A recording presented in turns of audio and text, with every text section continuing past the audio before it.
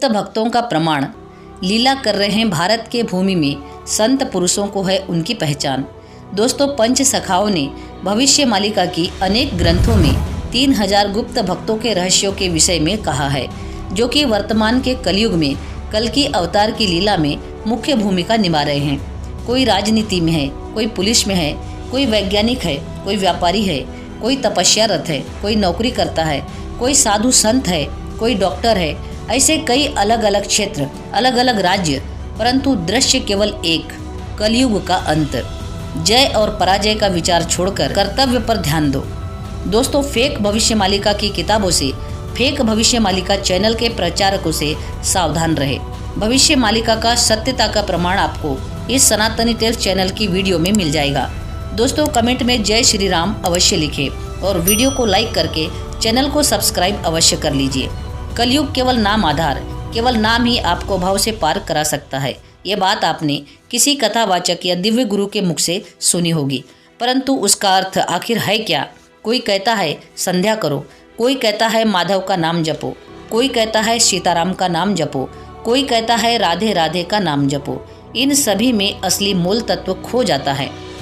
संत श्री अच्युतानंदी दास महाराज समेत महान संत वेद व्यास जी ने कहा था कि कलयुग में एक भक्त बनने के लिए ना तो साधना की आवश्यकता है, ना ही तपस्या की, ना ही यंत्र तंत्र की। आवश्यकता है तो सिर्फ राम नाम की। हरे राम राम राम हरे हरे, हरे कृष्ण कृष्ण कृष्ण हरे हरे। स्वयं महाप्रभु जगन्नाथ जी के अवतार चैतन्य महाप्रभु जी के द्वारा प्रकाशित इस महामंत्र में छुपा है ब्रह्मांड का सबसे मूल तत्व। ब्रह्मा विष्णु महेश बलभद्र सुभद्रा जगन्नाथ हरे राम कृष्ण।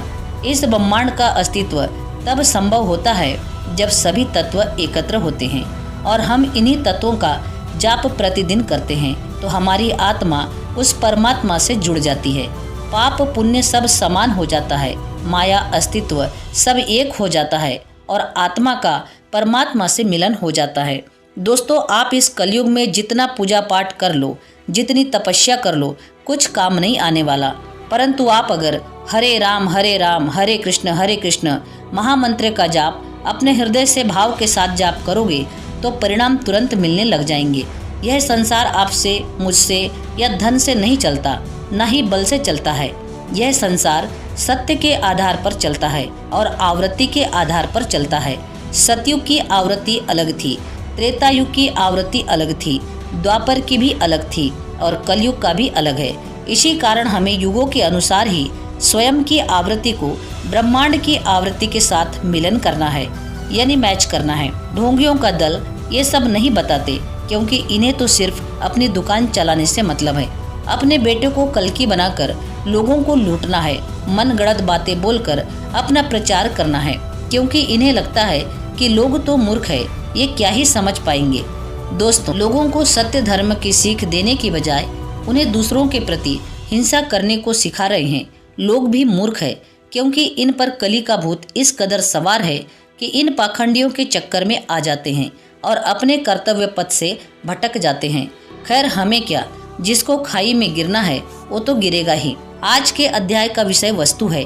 भक्तों के विषय में 600 वर्ष पूर्व भविष्य मालिका के माध्यम से पंच सखाओं में श्रेष्ठ संत गुरु अच्युतानंद दास जी ने कहा था, गुप्त भक्तों का प्रमाण 3000 है। भविष्यवाणी के माध्यम से संत अच्युतानंद दास जी ने 3000 भक्तों के विषय में कहा है, जो कि वर्तमान में भारत की भूमि पर फिर एक बार जन्म लेकर आए हैं। कल्कि अवतार की लीला में भाग लेने के लिए कोई पुलिस में है, कोई राजनीति में है, कोई नौकरी करता है, कोई किसान है, कोई तपस्यारत है, तो कोई मानसिक रूप से पागल भी है। अलग अलग क्षेत्र, अलग अलग राज्य, लेकिन उद्देश्य केवल एक, और वो है सतयुग का आरंभ। दोस्तों, 3000 भक्तों के अलावा और भी गुप्त भक्त है।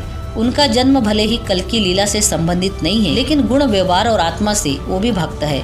अच्युतानंद दास जी ने कहा था, चाइना, जर्मनी, जापान जैसे देशों में अनेक सनातनी भक्त होंगे और इटली देश में जगन्नाथ जी स्थापना करके नित्य लीला करते रहेंगे।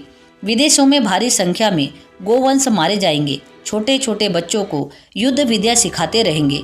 इस भविष्यवाणी के अनुसार भारत के बाहर भी अनेकों भक्त हैं जो सतयुग के मार्ग पर धर्म का पालन करते हुए युग परिवर्तन की लीला को आगे बढ़ा रहे हैं। आप सब ने इस्कॉन के विदेशी भक्तों को देखा होगा।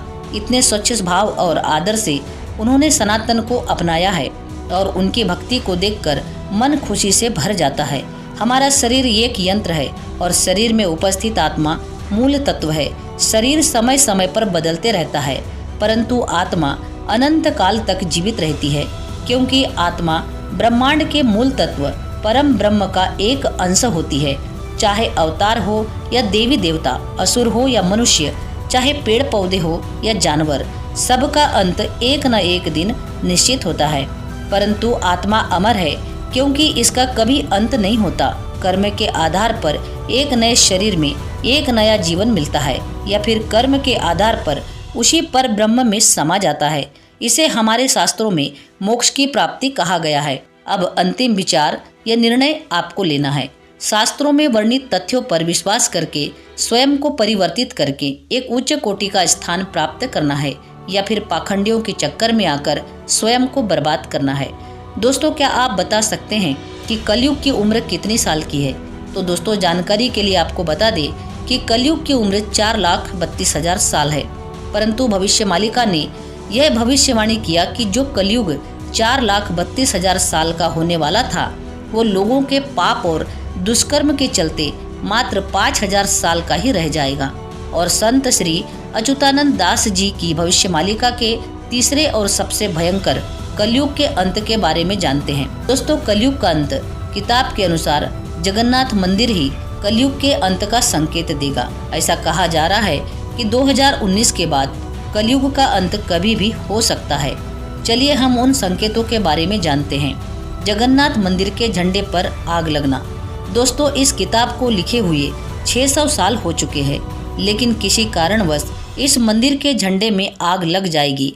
इसका मतलब ये कलयुग के अंत का संकेत है, और ऐसा 600 सालों में कभी नहीं हुआ। लेकिन 26 मार्च 2020 को जगन्नाथ मंदिर के झंडे में आग लग गई। तो दोस्तों, ये था आज का वीडियो। कमेंट करके बताना कि वीडियो कैसी लगी, और वीडियो अच्छी लगी हो तो वीडियो को लाइक, शेयर और सब्सक्राइब जरूर करें। पूरा वीडियो देखने के लिए आपका बहुत बहुत धन्यवाद।